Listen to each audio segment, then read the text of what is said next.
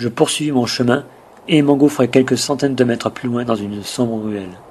Le froid était de plus en plus intense, ne laissant aucune chance aux rares volatiles s'aventurant dans la région. Je tentais désespérément de réchauffer mon corps chétif dans ses vêtements d'été, les mains fourrées dans mes poches. J'étais à nouveau plongé dans mes songes, lorsqu'une vieille dame apeurée vint m'interpeller. Sa figure livide et d'une pâleur effrayante me fit comprendre qu'elle était en état de choc. Elle poursuivit d'une voix tremblotante. « Venez, venez voir, monsieur, venez voir cette abomination !» Sur ce, elle me fit signe de la suivre et me conduisit jusqu'à un attroupement de personnes.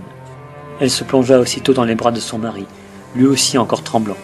Deux autres couples, ainsi qu'un passant, se trouvaient là, entourant une vieille bâche partiellement recouverte de neige. « Comment peut-on faire une chose pareille ?» s'égosilla-t-elle, désespérée.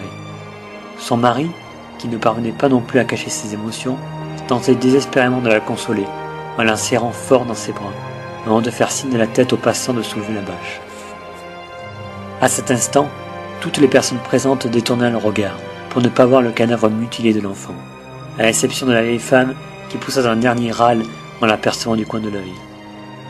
Son corps était transpercé de part en part, les yeux crevés, la tête rasée et le visage complètement défiguré. Son macabre agresseur avait aussi prélevé quelques-unes de ses dents, de quoi en tirer un bon prix au marché.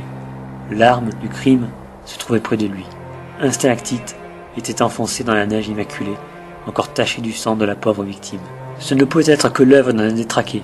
Aucun homme d'homnesse n'aurait pu faire une si grande horreur. Il est vrai que nous avons quelques défauts. Nous avons, comme tout le monde, nos ratés, mais nous obéissons à des principes fondamentaux et respectons la misère. Je comprenais leurs tourments et compatissais. Mais je n'étais pas pour autant sous le choc. 10 ans de métier m'ont fait découvrir le monde sous un autre angle. Ils m'ont endurci. Vous ne pouvez pas vous imaginer les horreurs que j'ai pu rencontrer, les maniaques que j'ai pu côtoyer. Je recouvris ensuite l'enfant de son linceul et mit ainsi un terme à ce destin pathétique. Victime jusqu'au bout de la folie des hommes. « Tout ça, c'est la faute des hérétiques !» cria frénétiquement la vieille dame. « Seul le diable en personne est capable d'une telle abomination. De tels monstres ne méritent qu'une fin atroce. Ils doivent périr en enfer !» Elle s'interrompit un instant, atteinte d'une soudaine fatigue, puis poursuivit en sanglots. « Grâce à Monseigneur l'Inquisiteur, justice est faite. Cet enfant est vengé. » La garde devrait bientôt arriver, fut le passant agacé. Les deux autres couples acquiescèrent. Les hommes de loi ne devaient pas tarder. On leur avait dit que la garde était occupée à mettre un terme à l'existence de l'épervier, source de tout mal dans la citadelle. Beaucoup étaient surpris par l'attitude de Monseigneur l'Inquisiteur.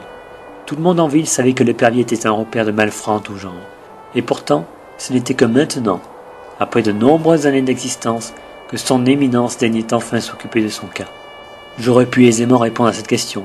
Monseigneur l'Inquisiteur, ou bien ses prédécesseurs, n'avaient pas intérêt à supprimer leurs créatures, dont ils ne manquaient pas d'utiliser les services, jusqu'au jour où celle-ci se rebelle et est impitoyablement écrasée.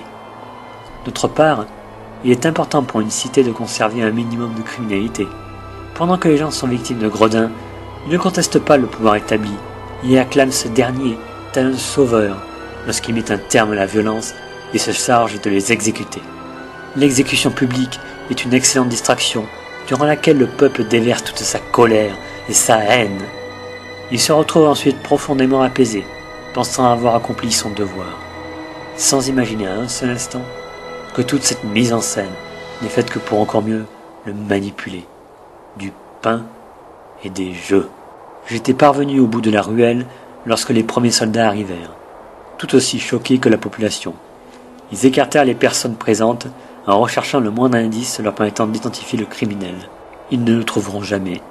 Ces hommes-là sont des nomades, vagabondant de province en province, le plus souvent misanthropes, vivant de leurs vols et de crimes divers. Ces êtres amoraux ne suivent aucune règle.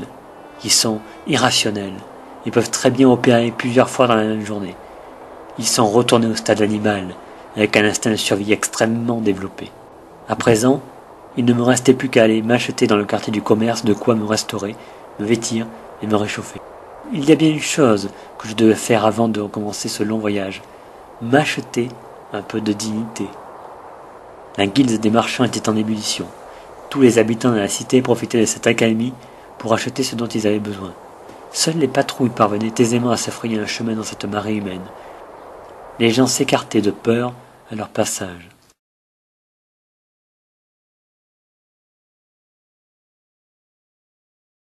À lundi prochain. Au revoir, à bientôt.